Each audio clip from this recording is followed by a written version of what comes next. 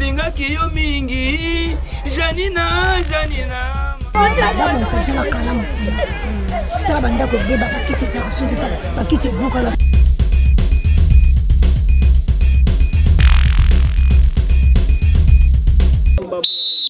Mbote mingi na balandi FMTV na yemoko le descendant prophète Kimbangu le petit-fils de Koko Pemba. Toza awa FMTV et kitisi micro nango précisément awa na Kingabwa na commune alimete bisika ba sinistré bisika bandeko na yona yanga bakwela kilikama. Je crois que bozomona lolenge bilili ezali ezola kisama toza ebele toza biso mokote toza na maître Billy Malou Cléophas azana simana biso tozana burkumese mama ya burkumese ya commune alimete et tozana bakonzi mususu bazana na biso ya elongo. Je crois que tokocha micro bakoloba par rapport à situation oyo bangonde baza bakonzi bakoloba lolenge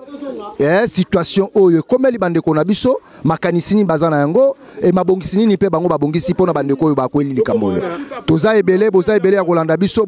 toza en direct na bino FMTV detemu ya yemoko mutasimi masolo. Je crois que tokitsa micro po bandeko ba mekampe kolobela biso en tant que mama oyo azo kamba commune na yo ya limete na ka oyo kokai koloba nini.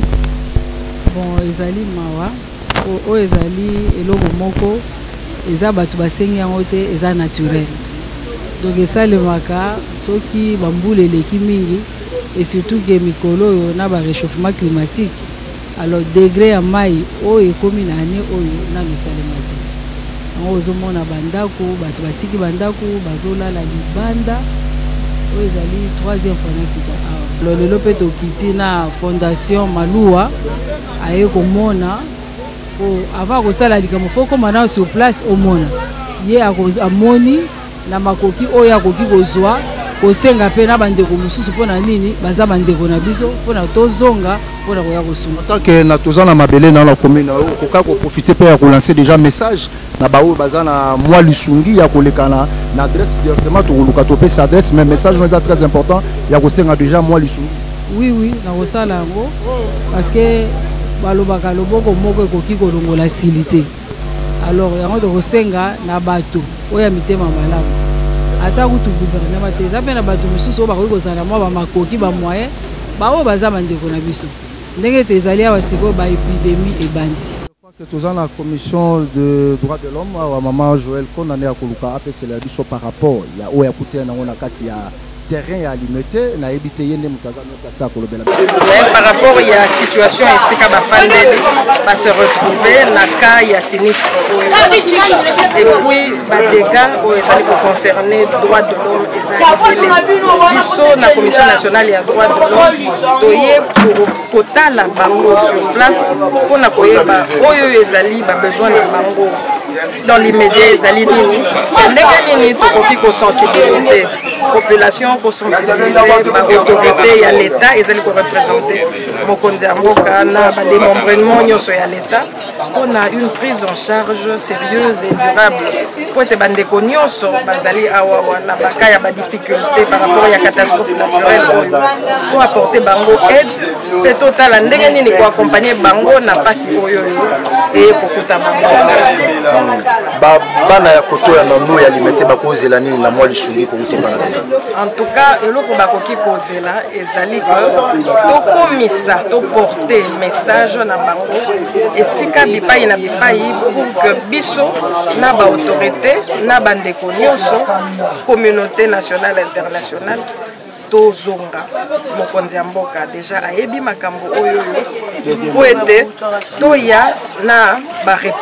réponse na nini na ba besoin na bango immédiat ba moustiquaire ba besoin ya ko délocaliser ba misusu ba besoin boye na ba les sanitaires oyo nyonso ezali nécessaire pour que to permettre bango ba retrouver moi dignité moko boye na kibomoto na bango lolenge bazali ko vivre na ba difficulté oyo et kokuta bango na bandako na mer tena bino le sous encore bomoni lelo moi délégation muke oyo ekiti po eya emona nini oto yokaki mingi et lobami na ba télévision, na ba radio, na ba pays étrangers. Balobi situation et comme là qui bande qu'on a biso. Toyoka ki bato bazala ki koloba peut-être que bakonzi mboka gouvernement président na biso Fachi abosani biso to voter ye afandi ye moko na bilengi mais biso tozo lala na ba moustique na pasi na nzala te ezala ki bongo te yango bomoni muke lelo moi délégation oyo bomoni eza constitué ou composé na mama na biso nyonso ya limité bourgmestre na biso aza ye mo côté CNDH Commission nationale des droits de l'homme na biso oyo baye baka kotalandela makambo na bino ya ba pasi soki boza na ba problème na ba difficulté pas seulement sur le plan de l'homme mais sur le plan général aza wana maître Joël Mbamba bourgmestre na biso Aimé Lolinga Yangaba ayokaki ke muninga na ye ya limité aza na pasi alingaki atika la simate alobi a accompagner muninga na ye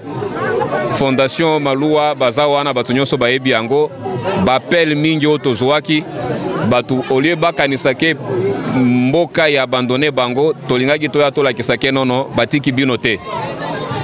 lelo ezalaki kaka to profiter totala nano constat puisque eza makambo tozaki koyokela yango mingi na musika batu babengi mingi mikolo nyonso mama bourgmestre aza na plus de 200 appels babiso nyonso yo n'en parlons pas CNDH kutu kolobate tolobaki non avant de faire quoi que ce soit to kitanano to mona pasi dans quelle situation nini bande konabiso bazali ce n'est pas dire que lelo mbala moko il fallait to kita na babilamba na nini peut-être mutu pasi ezao eza ya elamba te pasi peut-être eza ya kulia siko isika mutu aza na pasi ya kulia yo memela ye elamba la tesko sala ekosala eloko il fallait to koma to mona nano muke. C'est comme ça que maman bourgmestre papa Lolinga bourgmestre maman kona vice-présidente ya CNDH to décida qui accompagner na fondation Malua bango nyonso boyebi kimia bino nyonso to mona nigne za kolekanano na terrain sima bokotika la ko s'organiser hein na moi ata ba commission puisque ata soki mboka elingi esunga bino bako sunga boya désordre tendenge bato bazali il faut qu'il y ait ata moi organisation hein échantillon lokola moi association ya ba sinistre ya Mbamu Yaoundé Ndanu Cité du Fleuve c'est que dans une organisation puisque ata soki ba konza mboka balingi ba yambino ekozala na état oyote tomoni mama amoni bomoni ba risque nini ba mama bazui avec tous les risques babato et baluka sacrifice oyo basali tobe ngango bateau pirogue bon ndenge moko c'est que oui président ya team Fati 20 alingi kolala te azali ndenge bamoni boye rapport ekosalema ekokende o ba OPG na biso soki bakangi bakuluna balobaka acquis de droit c'est que rapport moko ekosalema d'urgence vu pas oyo ba mama ba moni dans quel état c'est catastrophique. C'est-à-dire que biso nyonso na ba boîte wana miteme zaki ka likolo o eza mai soki mutu akoi na mayo il faut désinfection na yezo ata 7 jours pour que azonga mobimbo bokotika la bino moko te tomoni bakonzi bakozwa maloba bakosala moi rapport ekokende na ministère affaires sociales na action humanitaire ministre akozwa yango akomema na conseil des ministres tata mokonzi ayokaki mais boyebi pasi ni tozalaki nango tozalaki biso na ba tractation ya ba campagne boyebi situation ni tozalaki nzambe asi asali asungi lelo tata mokonzi na biso a récupérer bonga na ye sikoyo rapport oyo bakonzi nyonso bomona bakosala bakomemela ye yango sima komemela ye yango ye en tant que tata na biso akotala nini akoki kosala pona biso nyonso eza pe charge na ye moko te na biso moko ndenge tozali awa ezali rôle pe mission na biso tosalaka mikolo nyonso mais avant tosala yango il fallait avant esalema tozala na cutus ya bakonzi nano yango bomoni présence ya mama bourgmestre na bao nyonso bomoni parce que bozala kimia bakoloba na bino mwa muke bokotika la s'organiser dès demain déjà rapport moko que salema et comment pas bakonzi et la suite va arriver. Hein, ce n'est pas dire que babosa na kibino mutu moko abosa na kibino te o tozala ki kozela esalema esi esalemi tata mokonzi afande na kiti ya bokonzi sikoyo alaka kibino na discours na yes il va s'occuper de tout même ata le plus petit détail babino boza misu na ye pe matoi na ye misu na ye pe matoi na ye ba mususu bango bauti bayoki pe tomoni ekokende esika il fallait ekoma le reste nzambe ayebi tokolandela pour que batu nyonso babika malamu. Mama mokonzi bana na yo baza na maboko na yo olobini bana Kingabwa viva, viva. Bana Kingabwa viva, viva. Fachi Beton viva, viva. Fachi Beton viva, viva, viva, viva. Voilà. Ezabongo. Alors ndenge fondation Malou ewiti koloba nalalaka lisusu malamu te ezali kaka ovandi muke mama Bugumese koto oyo bato bazindi koto oyo neni mikolo nyonso nazokunda bibembe oyo ezali mbala liboso na yawa te sele yo ayebi yango bamisusu bayebi yango. Alors lelo toyaki lisusu kozela nanu makambo oyo ya minene tozalaki nango ya mokonzi ya mboka avanda na ngwende na ye eleki na kati ya kimia topesi nzambe merci lokola pe ye aza na susi na bino l'air makambo elekaki liboso ne na kotaka bwatu mbala liboso na tindaka ba image yango wana baza na kati ya kobongisa makambo na kati ya kobongisa makambo na niveau nyonso toyebi ke ba épidémie ekomi awa batu déjà ya santé bazali averti toyebi ke bobungisi biloko ebele bandako ekoti bamai bobungisi nyonso. Alors ewi kozale msusu bamisusu pe baza na badon misusu oyo bazoya kotika yango wana tokiti lelo bomoni na mopanzi na ngai Maître Joël Mbamba azali mokonzi vice-présidente na CNDH wana musala eza ya bango na mopanzi kuna pe ndeko na ngai Bugumese ya Ngaba na mama na biso pe azali mama ya Limete na fondation Bitulix aza mopanzi awa nakoki ko dévoiler nyonso oyo bango basi babongisi mpo na bino te mais noyaki po tosala constat tomoni makambo ndenge ezali tozonga pe kosala rapport na ba oyo bazali likolo pona kosangisa oyo ndambu bandeko baye nango wana tokita siko pona koya kotala bino po bamisusu bazokanisaka ndenge toyeboye totiki biloko na mituka te totiki biloko te toye kosala constat pona koyeba lisusu ndenge le tokokita wana tokita lolenge nini toyebi ke ya kolia ekozala toyebi ke mwa elamba po bamisusu mai lere yaki ebebisi nyonso tu. Alors santé pe eza mobulu toyebi ke ba oyo kote ya santé pe bakoleka kokipe yango wana na ye makambo nyonso otomoni awa boye rapport ekosalema ekende pa bakonzi leta mpe toyeba kokokisa babiloko nyonso tu wana oyo eza deja tokokita lisusu na ekipe oyo na ndenge mpe naza koloba awa na liboso ya etando eke bamisusu mpe oyo bazoyoka mbela wana bakoya kobakisama mpona koya kopesa lisungi oyo toya tona kopesa bino nzambe abatela bino kala mingi te tozozonga mokonzi ya mboka atindi batu na ye awa boye ye moko azozela lelo bo azozwa ba rapport wana toyeba nini yango kosala na mikolo mike tokitela bino. Merci beaucoup. Bana Kingabwa na pesi bino lisusu mbote. Merci nanu na lolenge bo se mobiliser pona koyamba équipe oyo eza mukie eza échantillon tozali ko représenter awa mokonzi ya mboka pe na sima na ye ba institution nyonso oyo ezali ko représenter l'état congolais. Ngai ndeko na bino nazali maman Joël Mbamba Kona, vice-présidente ya Commission nationale ya droit de l'homme. Naye awa na kombo ya président ya Commission nationale ya droit de l'homme, Excellence Paul Nsapu, nde muto a dépêché ngai alobi pona kotala pasi ya bana malamu kokende na mama muto ayebaka na ndako eloko nini ekoki kozanga po ete aya na ba réponse na ba problème na ba préoccupation ya libota na ye yango wana to se déplacer bomoni en tête ba papa baye na biso mais délégation en tête ba maman to se mobiliser pourtant toza ko sala constat biso nde to koyeba esika oyo po to géraka toza ba gestionnaire ya mabota na biso oyo tokoki komema oyo tokoki komema te totala lolenge nini toko soutenir toko assister bino toza ko bongama po ete elongo na ba autorité oyo nyonso bazali concerné na cas ya gestion ya catastrophe naturelle oyo ekoyeli biso ezala santé ezala enseignement ezala affaires sociales ezala justice ezala wapi kokomisela bango oyo tobengi ba desiderata ba besoin ya population oyo po ete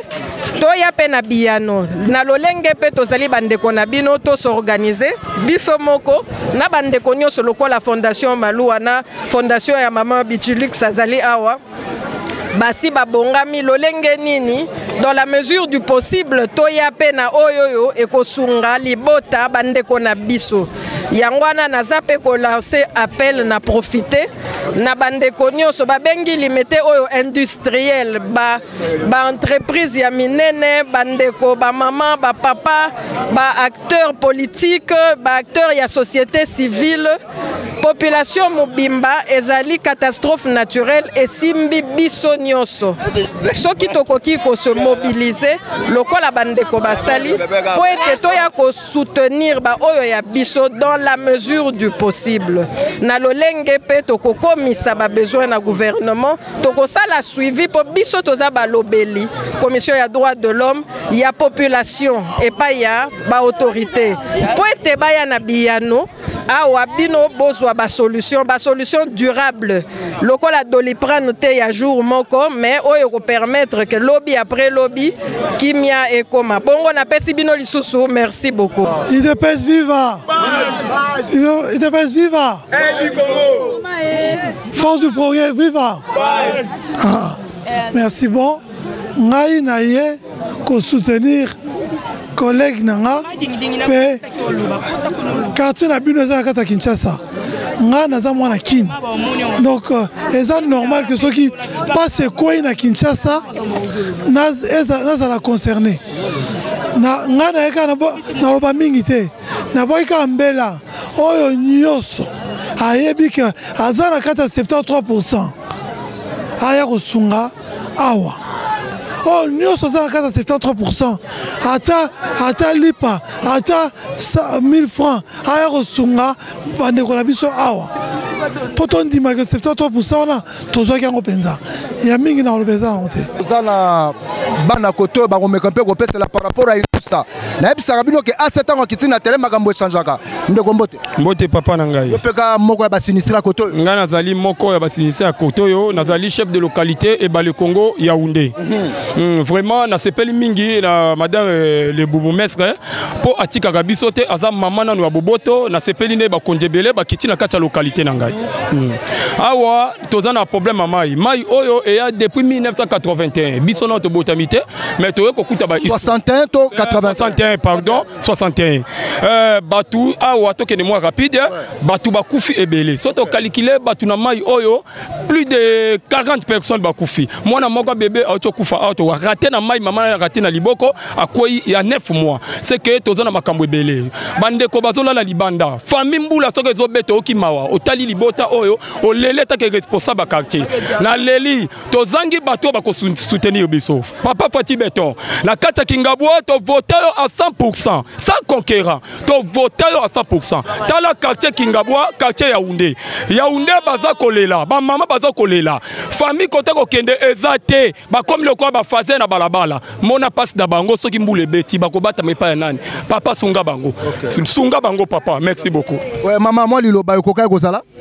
Mo papa to boyi te tondimi yango nyonso baninga ndenge bazolela ata mutu azana mokili o azana mai azolela biso pe tozana posa nini basunga biso pe to bonga tozana susinde mokili ebongisa biso lelo tozala pe malamu to boyi na biso be filtre to lingi bana mboka basala pe tozala ona lobi yango wana. OK boza ebele je crois que assez azala na terrain na yemoko le descendant prophète Kimbangu le petit-fils de Kuku Pemba yemoko mutasimbi masini hein ndekwaza de quoi le bain peu poto suki sambote papa mbote papa moi loba okoka ko lobata la caméra ouais le loba ngai tous maloko la collègue nanga ya uche ko lobawa très bien tozali bazien oyo l'état affecta na localité bale Congo poto diriger makambo ya l'état ko disait population. Ça c'est vrai ndenge outi koloba que en 1961 première inondation yaki. Mais pour le moment il y a que se répéter sous en 2024 awa. Mais ouais 2024 c'est très grave. Alors tu yo ko enregistrer batu bazoko lala à l'abri de l'air. Donc na balabala biloko ko lié ezalité vraiment bangungi bazoko sakana na batu ngamako kutuna zo kota na babwatu pono kende ko enregistrer les morts. Na sali ba rapport même na niveau ya quartier même na niveau ya bourgmestre ya ba mort nyonso bazoko bazo la na likola toiture. Soka la ali akwei bouf akufi. Merci beaucoup. Ndeko mali lo basuka. Moi mukena ngana lobana ngana bakisa na sepeli mingi pona moni présence ya vice gouverneur bourgmestre ayaye Fondation Maloua na sepeli makasi eza la mbala ya liboso te pe mbala ya suka te baike baza awa tozo souffrir makasi eza la courant eza la mai tozo souffrir makasi ebele bibembe to bimisango presque chaque jour pela itondi mai do moyen te position eloko ya koloba eza te l'état asunga mekana kotala nanu acha no misu na mingi koto yo kingabwa donc impossible moi liloba ya suka ndeko ya suka biso to sepeli na ndenge tomoni mama ye meloko tozoloba biso to aba gister to salaka tozo sala bien te po anini courant ezate jour au président lobaka to tala na TVT donc chaque jour courant zarata ta mat biso to zara na courant te ta siko courant yaki na 6h 11h courant kei to vivre ndeni na bana soto soudete moye to liezate na pela na makambo belé donc fartir ezoya mais biso courant ezala raté et l'autre on senga mère apesa biso courant poto sala msala na biso bozala ke belé kolanda FMTV na moko le descendant prophète Kimbangu le petit-fils de Kuku Pemba match Cecilit bo comprendre mais nazo senga boye ba congolais nyonso oyo zala mbongo tozo pesa adresse kala te fo bo rotika kopo sac ya sucre mungwa kisi elamba kaye pona bandeko baza koto adresse kalate nazo lancer yango pe na koloba yango chaque fois émission na bino bogo kotika ngo na Fondation Maloua oyo azape na mbongo to kopesa pe numéro compte bancaire o bogo dépositer mbongo bogo tika mbongo po bandeko koto ba bénéficier yo soit disant que prêtre ba prêtre loboko yango yo match Cecilit bo pesa ena nu bambote na milolo makasi ayebake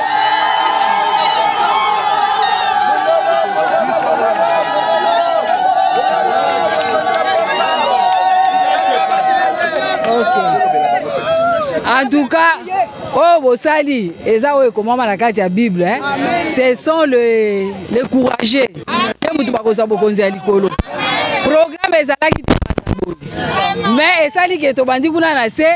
ngonga sikoyo naza na réunion na 15h30 yango nazoleka chance kaka papa Valentin abengi yango na loka to kona na bino ezaka ka lolenge ona yaki liboso toye lisusu na bato mutema malamu o ezali mama Fondation Bichilix habite soki tozali lisusu na tambo lisusu na Fondation Maloua azoya aza na liboso kuna azoya na équipe na ye mobimba ezali penza presse mobimba kolela na bino bozalaka na kati ya motema nazoloba tangu nyonso pasi oyo boza nango soki navandi bolemso nazokasanga binga navandi ya babongo bino bovandi lolenge nini na kati ya pasi oyo kusi bino bamaladi ebandi tokosala nde nini yango wana na motema malamu oyo baza nango balobi boye bandeko misusu bazobongisa mwa babiloko na koyebisa bino yango te toye lisusu na bango po bango pe baya komona na miso comme ça nazwa yango na pesa na bango bango bakende kokomisa rapport na pa bakonzi po lere tokokita omoni lolenge na yaki wana mais ya sto ya mbolo eza suka est-ce que ezali malamu te kolongola bino awa kopesa bino esika moko bo wana nyonso tu ezali wana nyonso ezaka na kati ya baétude ya oyo makambo tomoni. Merci na lolenge bobongami pona koyamba biso na accueil oyo botalisi ya solo bozali ba mama bino nde bato bobota biso ngai nazali mwana na bino ndeko na bino maman Joël Mbamba nazali vice-présidente ya Commission nationale ya droits de l'homme naye bongo na kombo ya mokonzi oyo ya Commission nationale ya droit de l'homme président Paul Nsapou muto atindi ngai naya kosangana na bandeko ba mama po ete organisation ya prise en charge ya baka ya sinistre esengaka batu ba organiser ezala na désordre te ba besoin il faut ko identifier yango po lisungi yango ezala vraiment en fonction ya ba besoin na bino pe pona ko identifier yango il faut observation ko koma sur place ko solola pe ko tala na miso ba oyo boye ko tala oyo toyoka ki biso na sango mama Nathalie ye déjà bambala misatu biso mbala liboso toye membala ya suka te toye kozwa ba besoin na bino to sala rapport bongo to mema boyebi ke mokonzi ya mboka aza vraiment na souci préoccupation ya liboso pe alobaki yango na discours na ye akozwa en charge population mobimba. Alors ayebi déjà situation mais il faut to komela ye ba besoin na nzela ya rapport na biso kosunga yango tokotinda nini pe ekokende pa ya nani nde musala biso tokitenga wawa tokokaki koya biso moko te mokolo mabele mama ifalaki afongolela biso nzela yende azali pe ko représenter mokonzi ya mboka awa yango ana ezali problème eza ko concerner biso nyonso ezali kaka problème ya kozela affaire sociale te ya kozela kaka gouvernement te ndeko mwasi mobali oyo oyebi lolenge nini okoki ko secourir balobi bayebaka moninga malamu na tango ya pasi ngai mwana na bino mama Bichilux mode ya bandal naza na fondation na kati na chargé ya team ya mokonzi po na district afuna na campagne na ye awa nazoloba boye tangu président Billy abengi ngai yaka tozokenga bi ba mama wana c'est vrai baza na problème na sina bongisaki déjà kutu koli avant na mona bino boso kanga mais avant na ya nakoya pamba te mama mokonzi alimete yeyo comme ye azali nani kolo mabele awa nde nakoya nango ensemble na bi mama koli nanga kabaka na zaki nango yango yo tangu pe koya nakoya pe boyoka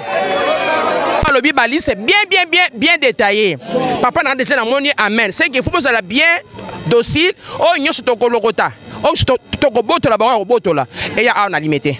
merci beaucoup na pesi nzambe merci ndenge bino bakonzi na biso bokiti ngai koko na bimika bebo na ndako na ngai yango ezali pele na yowa soko bokoti na ndako na ngai bokolela mai ya miso bokolela bakoko na ngai koko na bino na bimi botandenge na libo na sukolo moko na suku sumu moko ndako yango na simawa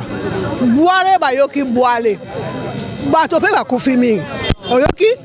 mama ke iwenze atiki tata na mwana kubuna mai akufi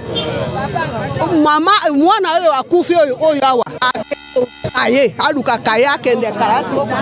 mokoko akufi potika biso bamibange na bino te ya to yepaka na boka koko na ngai asepeli mingi ndenge bino bakonzi bakiti na tondi na sai na akinza tongo metandeke na tondi na sai po papa moto alobi to yawa bozo ya na tabo bato bakiti boko kambo ye lamba zaki ne lamba na ngamo koko na koko okoma mobangelo kwa ngai amen koma mobangelo kwa ngai merci mama merci na koti kisasa Teresa nefi amen biso bien biso merci tolobi boye to sepeli koyambana ya bakonzi nyonso ndenge boye wana mboko bomoni awa eza mboka eza na bato ebele une grande partie ekotaki na kati ya mai ezalaka kaka po na mbula oyo te mai eyaka bambula ebele tosepelaka na biso babonane te lokola ekomi na suka bolanda mpo na mbula oyo te botia biso bambula nyonso tozalaka bolukaka banzela biso tozwa moyen ya kokende pa mosusu un jour biso mpe tofete tozala kuna na bino nyonso bakonzi na bamama burkumesi na basuiti nyonso na badroit de l'homme tokende kobina kuna mabina oyo babengaka tokoniema tata Paul tokobina yango kuna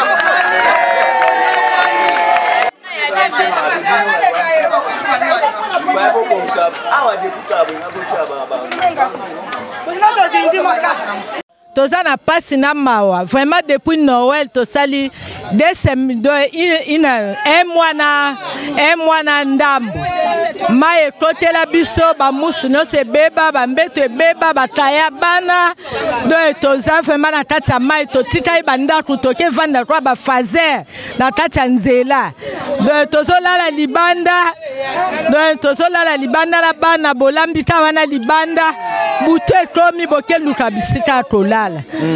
sengaka seza nini na gouvernement biso ezali bosenga na biso ezali bazula biso solution ya bien mpona kobongisa bisika o mai ezokota o ezobebisela biso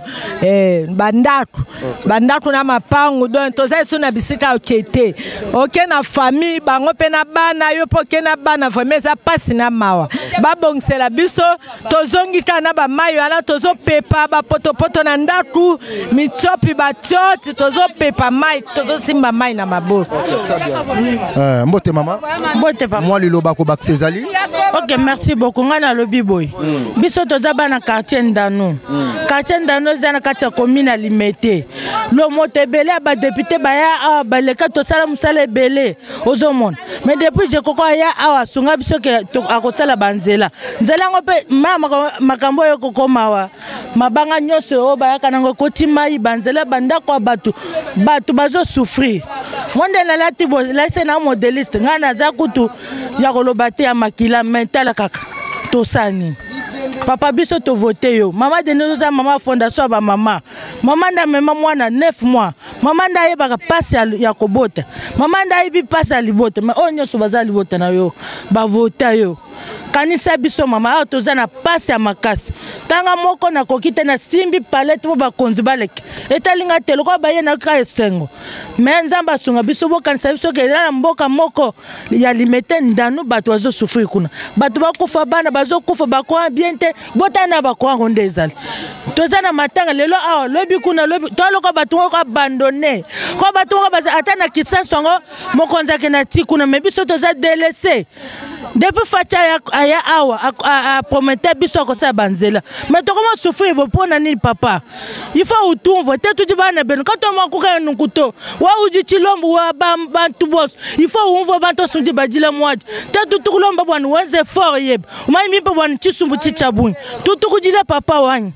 Tu vuluka ko kumudi to nganda no to kenyi vraiment. Ba député bonso ba yimbi lo ka ba je koko wei. Hein? Tu ba fait confiance je koko wei. Diba njojeji. Alors tu crois que bon mai. Bantu ba fois nzala tout mois donc on souffre trop.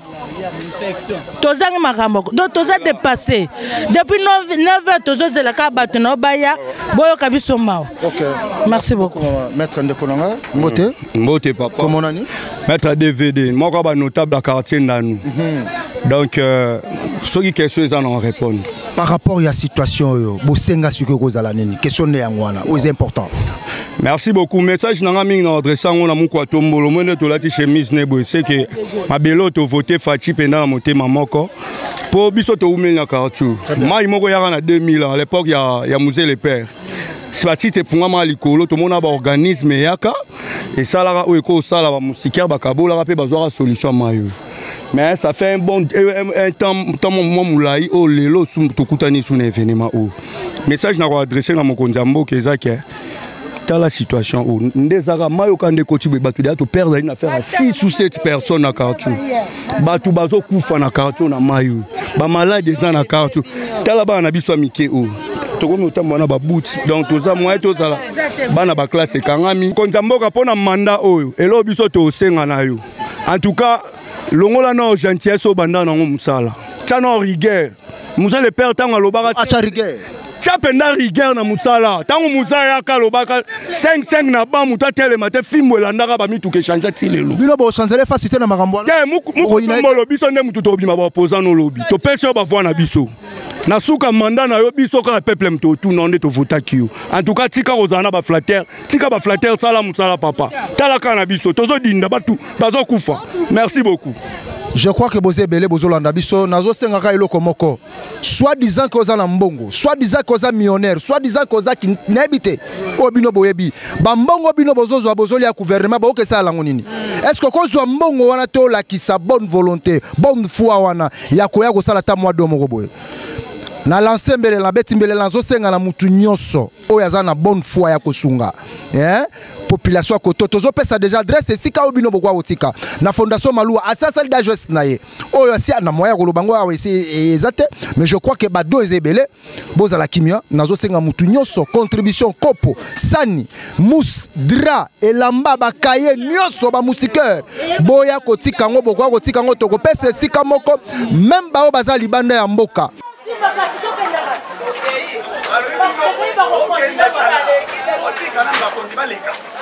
Mama, vous allez.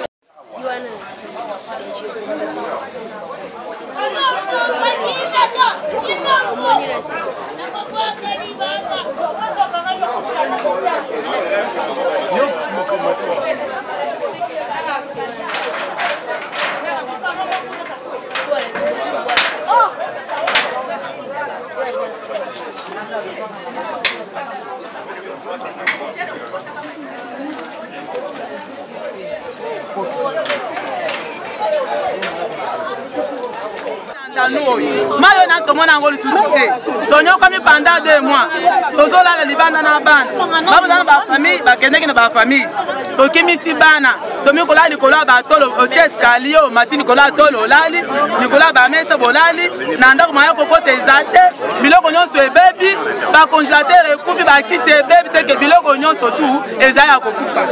en tout cas yango to sengi mama Denise oza mama na biso tala kane to votaki to ambakaja penza to voter chilombo to ambakaja en tout cas ngana zaki témoin na maki ne ba votaki papa nalala ki na sale na monde to votaki penza pona ko sala ke en tout cas to chema boko deuxième mandat oyo asunga biso metali kama yeli biso en tout cas kotika biso te mama Denise ya bisa papa en tout cas kotika biso te na 2023 kitaka na 2023 le 23 décembre 2023 akitaka 2019 plutôt akitaka kota papa kotaka na mai akutaka ngesika wakala biloko libana ngayo na matali kolanze na solo na papa likolo ndako si lelo baseka ganga si lelo bazoseka biso na ndanu esika fachale kaka si lelo solution zo mona na te ndenge nini yango papa deuxième mandat oyo pardon s'il te plaît papa sunga biso mama Denise debisa papa mama soki alobi mama ndaye kapasa yo kapasa kobota mwana nefu mwana libu mama na ngai ngayo nazoloba nazana courage bana bazo chola ngai na so na fachi eloko ezate na la kaka libanda baninga su to komi ebeto la kaka libanda na bana mama ndie na surprise na la kana mutu ka wana ndie komi ndako nanga mwaya ko lebe ezate makolo epoli biso papa so to biso makolo epoli na mayo oyo ba infection bana bazo bele biso hôpital kuna en tout cas moyen ezate akili biso solution ata hôpital moko boye tozo bakisi ba aide moko kusubira konyo se baby biso misa kola ezate bisika ko cha mito ezate en tout cas merci ebele lokola lobi abimi nani Peter Kazadi aza papa na biso to votaki ye pasa honoraki biso lokola nanda biso to na député te to lokola na Peter Kazadi azonga susalele le papa télévision le Cambo parce que to ko za sur le député moko to abimi lokola ye apa yende mto votaki azaka Peter Kazadi yende mto yebi akita nanda no a trouver solution na biso ça fait mal au cœur ngana za enseignant et konyoso mai to tangisa wapi na suki papa le kufi ndeto zabo osubana ndaku bosubana pour essayer okeza te maiti yawa na ndaku kutuba ba infection tozo ngo ezapi na moya ko lo akuta ezate mai ozokota la boîte opima la boîte moya ko lo ezate papa yokela biso bawa biso na ndanu to kufi ndeko kufa soko yokela biso bawa te to yebite nani muso ko yokela biso yo nde papa abana biso to votaki yo numéro 20 papa salela biso po biso tozo akime po na mayo adiki oyo biso ndeto zabo na bana kote banza to yebite mobali kote mabale kufi na ndandu mutu kote neto ya okuta kolala ka 20 ale yo mati likola mbeto na babu sote na likola nda kolali olamuki na tongo keili suto ko ba fazer papa yokela biso mapona na suki wana merci balumamba ikulala kukwabo bakaje balala kukwabo bana kapele manyo wabuthi papa wanyu tuthi mubala bala akula kubwa lubwethu bwa monda no tujiba kusungula ni bwane utulame kati bakaje utulekela tulala pambelu ufane bya batwenzele bi papa wani akula bwali bwetu twakwila fachi wani twakwila papa wani bamba kaje bintu bitu bamba kaje bibanje la mutatu kuleke jito papa wani twakwila ntulala pambelu kama wena mushindi to papa fachi akula bwali bwetu monda no mujijike ngajampeka zubu yoso mibwela mai bango yoso mibwela mai aveni yoso jini mai lutaton lupito boni papa akula wa mulekela katon kwa kuyeto ekomi tokokomisa message epa baoyo botindeli bango yango bozala na kimia abosanaki bino te abwakaki mpe bino te me boyebi likama yango na periode nini esalemai esalemi kaka na periode oyo azalaki trop concentré abaluka kongo mobimba mpo na élection nzambe asungi makambo nyonso esili aprete serment afandi na kiti musala ebandi abosani bino te kokita na biso lelo ezalaki kaka constat puisque ata soki balingi basunga bino bakoya toyebi te nini besoin eza sur place. Est-ce que vous avez besoin d'un papier mouchoir? Est-ce que vous avez besoin d'un loso? Est-ce que vous avez besoin d'un moustiquaire? Bilo kwa na nyonso moya koye bango ezala kite. Voilà pourquoi bomoni mama mokonzi na biso mama bourgmestre boye bomoni mama na biso mokonzi ya droit de l'homme baye ezako bamona nano baye ba bandeko bazana kacha situation nini. Le petit-fils de Kuku Pemba yoebi kaka le descendant de prophète Kimbangu asazaka moko ebele tozana kacha quartier Ndanu oyo asa kiti na terrain micro FM TV kiti ya kosamba kuute ebele na sengi bana poto mamisa mokomene to ana besoin ya lisungi ya batoyo viens nga mongali oza déjà la kata Kinshasa to ana besoin loboko na yo le faiseur de Djika Jeri mokomene to ana besoin na yo botinda bambongo botinda bilamba bato akoto bana besoin na yango Docteur Olivier wala toza la posa na yo ocha mo loboko banani lisusu na kosenga ba enyoso ya Kinshasa to ana besoin lisungi na kata fondation Maluwa nde mutu a kokita na terrain na ye moko le descendant ya kopesa tango bozotika bo bakolakisa tango pe toko kitana tere pe bande ko pe bazwa pe to lakisa yango ya kosamba kutute ya koloba kutute ebele mais to c'est la kabino match c'est la kiti to le cas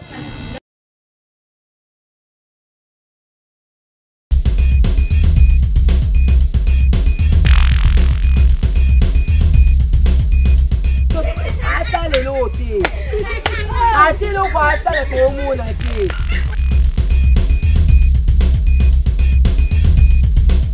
linga kiyo mingi Janina Janina